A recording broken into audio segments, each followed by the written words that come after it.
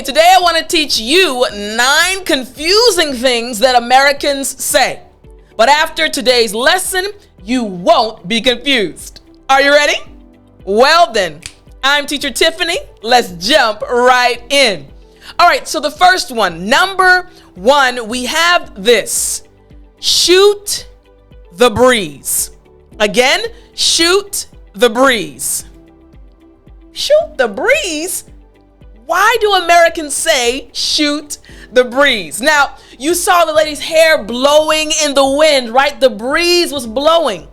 But what does this actually mean? So, in English, when we say shoot the breeze, we're actually just saying to chat in a relaxed way.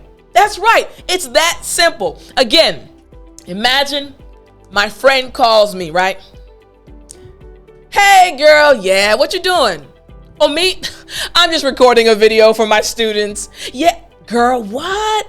And if we continue talking, we are shooting the breeze, chatting in a relaxed way. So again, you can now use this. Hey, what are you doing today? Nothing. What about you? Just shooting the breeze. Having a relaxed chat with family or friends. Makes sense, right? We say shoot the breeze. Now here's the next one. I want you to look at this. Number 2, in English, we say ballpark figure. Ballpark figure. Wait a minute. Now when you think of a ballpark, you think of baseball, right? You got your bat and you're ready to hit the ball.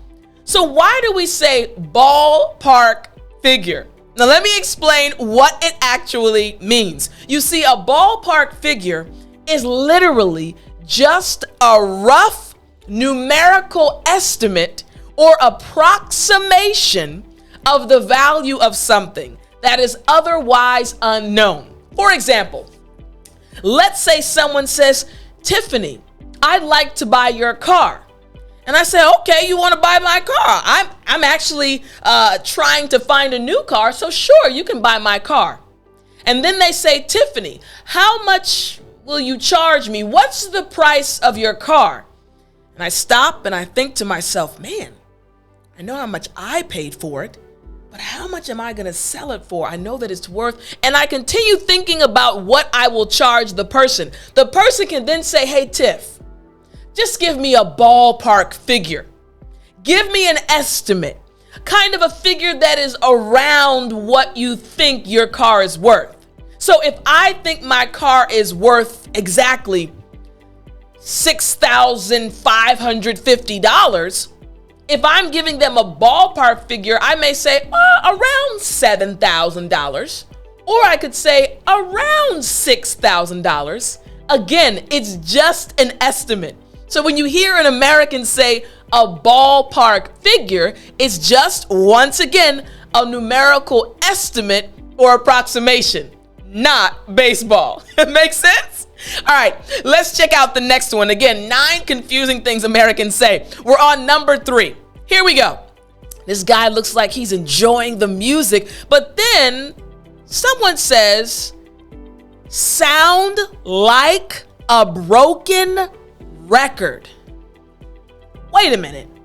Someone or something sounds like a broken record?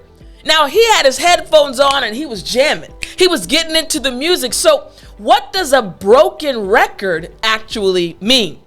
So in English, when we actually say someone or something sounds like a broken record, or you sound like a broken record, we're actually saying this.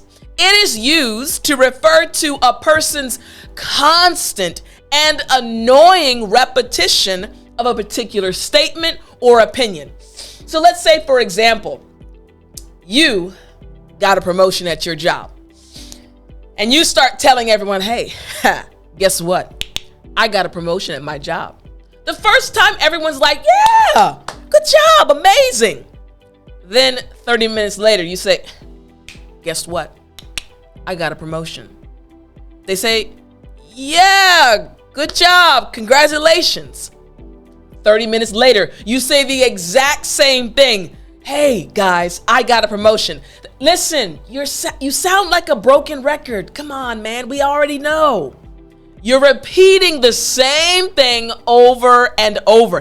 Think about a record from back in the day. I remember when I was growing up, we used to listen to records. There were no CDs, no MP3s, didn't exist back then. So we would have a record and we put it on the record player. And the record player would spin and we'd hear the music playing and we'd start moving, right? But if something happened and the record had a scratch, it would start playing the same sound over and over again. The record was broken. So again, right there, saying the same thing over and over again, constantly, and getting annoyed.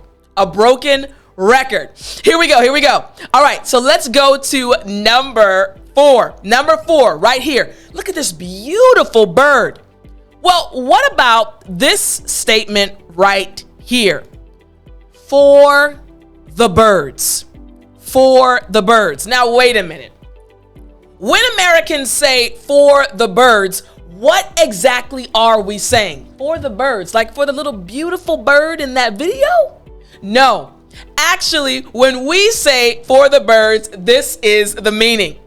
Not worth consideration or unimportant. Something that is really not worth a discussion. Hey, this is really not that important. Man, this is for the birds.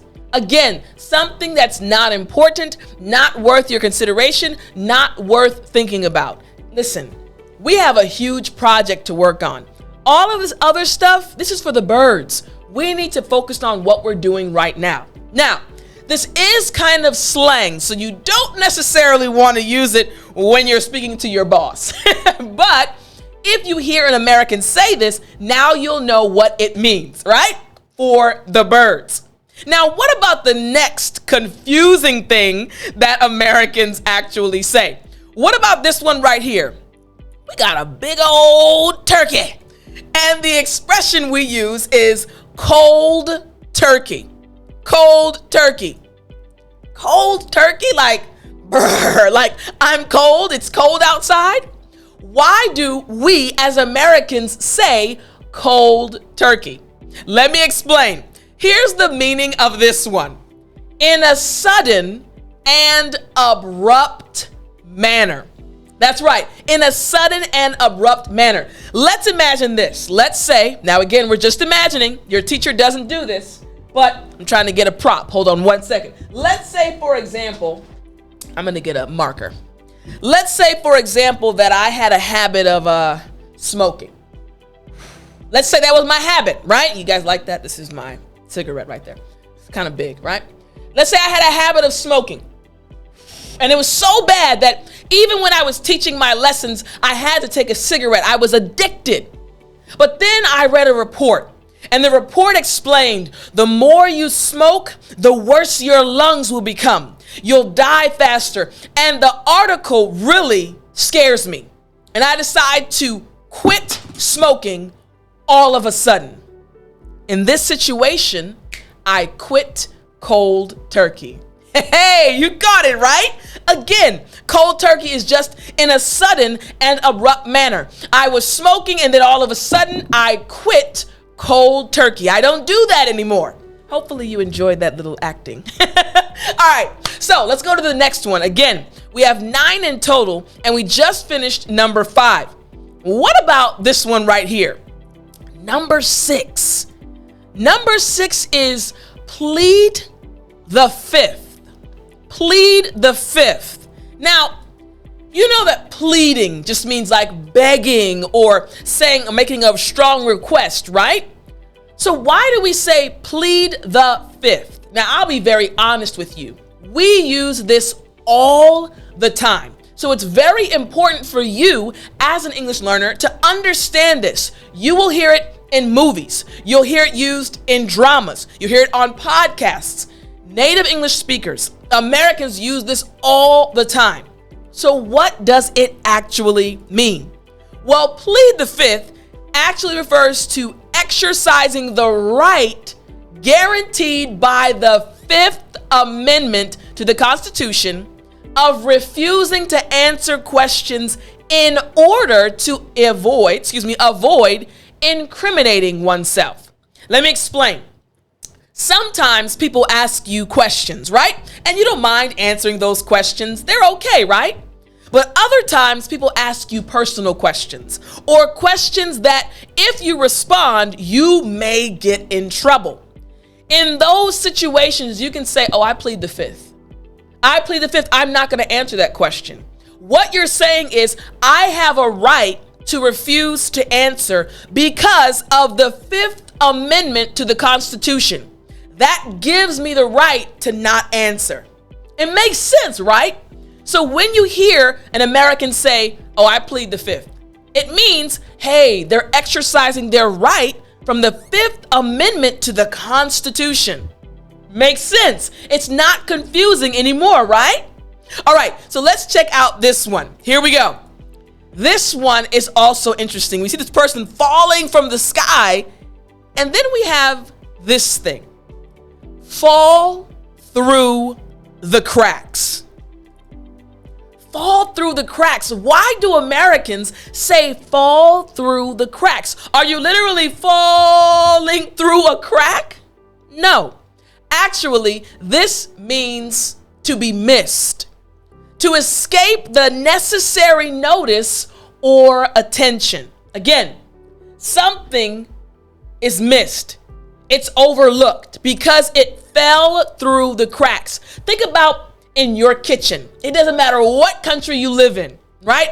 Let's say you're cooking, right? And while you're cooking, you are ready to eat whatever it is you're making, right? But unfortunately, right next to you, right next to the stove, you have your countertop, and there's a little crack in your countertop, right? You mean you want to get it fixed, but you haven't gotten it fixed yet. And while you're cooking, some of the onions fly out of the pan and they go into the crack. You no longer see the onions, right? They literally fell through the cracks. So this is what we're implying. When you're doing something, and maybe you're working on a project, and there are some details that you miss. Oh man, they fell through the cracks. We didn't see them. We missed them. Just like a literal piece of onion can fall through the cracks in your kitchen from the countertop, on the countertop, right? There's a crack on the countertop, in the countertop. That onion goes in there, right? Just like that, you can miss a detail. It fell through the cracks. Makes sense, right? All right, now let's check out this one right here. Another thing we say in English. You see this bus going around this curve, and there's an expression we use. Throw someone under the bus. Wait a minute. You're telling me that Americans say that they're gonna throw someone else under a bus? What in the world does this mean? I'm gonna tell you. So when we say throw someone under the bus, it literally means to abandon a friend or ally for selfish reasons. You want to protect yourself and you're like, nope. I don't have anything to do with that person. You want to protect yourself. Or to cause someone else to suffer in order to save oneself or gain personal advantage. Here's the easiest way for you to remember this. A bus is a big vehicle. And if someone tossed you under that vehicle, you would be harmed, right? You would suffer some serious consequences. Your body would experience harm, right? So when someone tosses you under the bus, again, they're saving themselves, but they're causing you harm. Or they're taking the advantage and giving you the disadvantage. So for example, let's say there are two children, right? And they're eating ice cream. They shouldn't have bought the ice cream. Their mom told them not to buy the ice cream, but they decided to buy the ice cream. And they're walking back home, and one of them finishes his ice cream, but the other one is still licking the ice cream cone, and all of a sudden, their mother walks out. And the one that finished his ice cream points and says, "He did it, I didn't." Even though he did it too, he tossed him under the bus. I don't want to get in trouble. He's the one that did it, not me. Tossed him under the bus. Makes sense, right? Okay, now let's check out number 9. This is also important. You see them flying down this slope, right? Well, here's the expression we use. It's all downhill from here. It's all downhill from here. What does this mean? Why do we as Americans say it's all downhill from here? Well, this actually has 2 different meanings. It's actually an idiom with 2 opposing meanings. The first meaning is that things are about to go really bad, usually because you've already had all the good. Everything good has already happened, and moving forward, we're only going to experience bad things. The second meaning is that from now on, woo-wee, everything is going to be easy. Now, let me show you visually the second part. Again, look at this. It's very easy to fly down the hill, right? This individual can just let the hill take him or her down the hill very, very easily. Or again, according to the first part of the definition, we've reached the top. Everything good that will happen has already happened, but moving forward, we're only going to have bad things. In English, we say it's all downhill from here. Now, I hope you enjoyed this lesson. I hope that understanding these 9 confusing things will now help you sound more like a native English speaker and help you enjoy more programs and movies when you watch them. All right, I'll talk to you next week, but as always, remember to speak English. Do-do-do. Do-do-do. You still there? You know what time it is. It's story time. Hey, I said it's story time. All right. So today's story is actually something that happened to me when I was in Korea teaching English. Now, we talked about in today's lesson 9 confusing things that Americans say, right? So when I was in South Korea, again, I have always loved teaching English. I love helping you. And when I was in South Korea, I loved teaching English. And I remember I had this one class. It was one of my favorite classes. Their English was improving. They could understand me. I could tell stories. I could tell jokes. We could have long discussions. Their English was good. They were intermediate learners. So one day after class, I ended class and we all were walking out together. Again, they were one of my favorite classes. We talked all the time. And as we were walking out of the class, I saw a fellow teacher. Now, he was actually working at another institute, so I didn't see him all the time. So I was so excited when he came up the steps that I immediately ran over to him. And we both gave each other a hug, started talking, and we were having a good conversation. And all of a sudden we stopped because all of my students were surrounding us and there were other people in the hallway and everyone was silent and they were just staring at us. Now remember, I had been an English teacher for a while. He was also an English teacher. So we looked around and I stopped and I said to my students, "What's wrong?" They said, "Tiffani, what are you guys saying?" And he and I looked at each other and said, "What do you mean?" They said, "Tiffani, we understand everything you say in class. We have long discussions with you, but this is the very first time we have no idea what you're saying." And I chuckled and so did my friend. And in that moment, I realized the importance of teaching my students not just book English, but real English from real life. You see, what happened was my friend and I, we left teacher mode and we just started speaking English regularly, very comfortably, like we were in our own environment. We started using new expressions, new phrases that my students had never heard. My speed changed a little bit and they were in awe because the teacher that they had gotten so used to all of a sudden was like a brand new person. This is exactly why I try to teach you lessons like I taught you today. I don't want you to experience that confusion. Now, of course, they laughed and I explained some of the things my friend and I were saying, and they enjoyed the conversation moving forward. But again, this is what happens to you on a regular basis when you're watching TV or movies. You speak English well. You've studied it a lot, but then you hear an American or a native English speaker use something you've never heard before and you get confused. Don't worry. I will help you. I hope you enjoyed this story. Again, my friend and I had a good laugh. The students had a good laugh. And moving forward, I taught them a lot more real English expressions and words. All right, guys, I will talk to you next time. Have a great day.